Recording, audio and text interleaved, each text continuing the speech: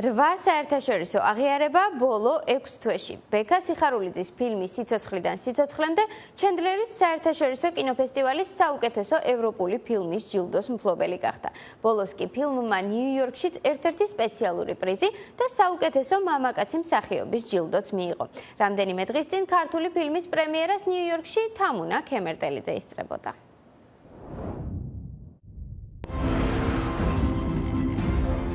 პატიოსნება კი არა, საკუთარი ოჯახის ფეხებზე დაკიდებაა.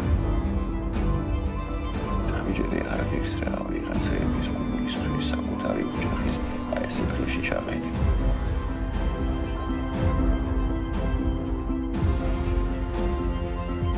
ჩემპიონზე ვერ დავიწყებ მე რაღაც კაი რაღაცების ლაპარაკს, ეს მაყურებელმა უნდა ნახონ და მაყურებელმა უნდა თქვას. მაყურებლის ნაწილმა ნახა. ჩვენს პირველი, ვისაც ფილმის შეფასება ვთხოვეთ, მაყურებელი იყო. ოღონდ ის, რომელმაც 90-იანი წლების საქართველოს შესახებ ბევრი არაფერი იცოდა. საოცარი ფილმი იყო, ფსიქოლოგიური. უცნაურია, მაგრამ ხანდახან კარგი არჩევანისთვის ვისჯებით. ექიმმა ადამიანობა არჩია ყველაფერს. მე ვიტყოდი, ეს გზავნილია კაცობრიობისთვის. პოლიტიკისა და ფულის სასარგებლოდ არჩევანი არასდროს უნდა გავაკეთოთ. ფილმი საქართველოს ერთ-ერთ ყველაზე რთულ წლებზე გვიყვება. იცით ფილმის ტემპი მომეწონა, ზოგი ამბავი გაძინებს, ყურადღებას გიფანტავს ან ზედმეტი ინფორმაციით გვტვირთავს. აქ ყველაფერი სწორად იყო. რაც დავინახე და რაც ყველაზე ძალიან მომეწონა არის ის, რომ ფილმის პროტაგონისტი საკუთარი გულისხმას და პრინციპებს მიჰყვება. ის ეთიკით ხელმძღვანელობს, ეს არის ის, რის ნახვასაც ვისურვებდი არა მხოლოდ ფილმებში, არამედ ჩვენს კულტურულ იდენტობაში და რეალობაში. ამ ფილმმა რატომღაც კვამეტური და ჩეგევარა გამახსენა. ისინი სამედიცინო სფეროში იყვნენ. ბოლოს მიატოვეს და ხალხთა განმათავისუფლებელ მოძრაობას შეუერთდნენ. ფილმის გმირიც გაბრაზებულია, ის ბრაზობს სისტემაზე და რატომღაც ბოლო კადრმა მაფიქრებინა, რომ ისიც დატოვებს ამ სფეროს და ბრძოლა სხვა გზებით გააგრძელებს. საერთაშორისო საზოგადოებამ დღეს ამ ფილმზე იმაზე მეტი თქვა, ვიდრე მოსალოდნელი იყო.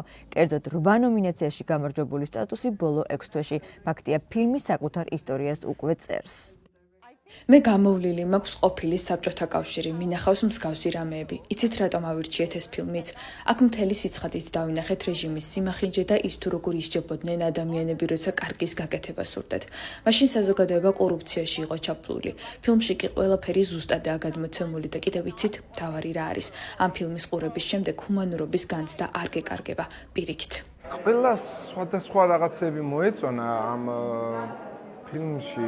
აი ბევრი ფიქრობს, რომ აი ყველაზე მთავარია ცხოვრებაში მანქანა და სახლი და რაღაცეები და ყველაზე მთავარი ამ სოფლიოში არის სიცოცხლე. ამაზე დიდი ფასეულობა არ არსებობს და აი მაგაზია ეს ფილმი, არა მარტო მაგაზია, მაგრამ ეს არის ჩემთვის პირველი. ჩვენ გავყიდეთ ჩვენი ბინა ლოს-ანჯელესში და მაგით გადავიღეთ ეს ფილმი. და არა მარტო სიმართლე რო გითხრათ, არა მარტო ლოს-ანჯელესში, მე ეს კოვიდი დაემთხვა და ვერ ვამთავრებდი და მე მქონდა გუდაურში კიდე ბინა და ისეს გავყიდეთ. მთავარ როლს ფილმში თვითონ ასრულებს ბექა ექიმია, რომელიც ყველას ეხმარება და მისთვის პაციენტის ბინაობას მნიშვნელობა არ აქვს, განსხვავებით კლინიკის დირექტორისგან, რომლის ისტორია ტრაგედიას უფროგავს. ფილმის კულმინაცია სწორედ კლინიკის მმართველთან განხორციელებული სატელეფონო ზარი და ექიმის ბოლო კადრია, რომელიც არავის და არაფერს არ ემორჩილება, როცა საქმე პროფესიულ მოვალეობას და ჰუმანურობას ეხება. სავარაუდოდ თვითონ რეჟისორი თამაშობს ჩემი შვილი. ეს მოხდა რომ მამაც მე ვარით და ეს სოციალურ თემას ეხება. აქ არის საქართველოში მიმდინარე პროცესები და იყო ისეთი მდგომარეობა ჩემო კარგო რომ მიიყვანდნენ სამავთყოფოში ადამიანს ქუჩიდან შეუწყვეტა გული ან მანქანა ავარია მოუვიდა. ეხლა კითხულობენ ვინ არის ის მშობელი, ძმა და ვინ პატრონი, ცოლი? არ არის არავინო. ვინ არის რას წარმოადგენს? ნუ არის ადამიანია. ოპერაცია სასწრაფოდ გასაკეთებელი. და ოპერაცია არ კეთდებოდა, იმიტომ რომ ფულის გადამხდელი არ იყო არავინ. ამ ისტორიით, ამ ძალიან საკმაოდ დრამატული ისტორიით მოტანილი არის ზე ადამიანური თვისებები, რომელიც ექიმისათვის აი წესით ალბათ მართალია რთულია, მაგრამ თუ კი მას გაცნობიერებული აქვს ექიმს, რომ სიცოცხლე მის ხელშია, ადამიანის სიცოცხლე მის ხელშია, მიდის ყველაფერზე, ანუ საკუთარ თავს, საკუთარ ცხოვრებას უკანხევს და წინაყენებს ადამიანის სიცოცხლეს. ფილმს კიდევ რამდენიმე ფესტივალი ერის საერთაშორისო საზოგადოებასთან ერთად მალე მას ქართველი მაყურებელიც შეაფასებს. ფილმის პრემიერა თბილისში რამდენიმე თვეში გაიმართება. თამნა ქემერტელიძე, ამერიკის ხმა, ნიუ-იორკი.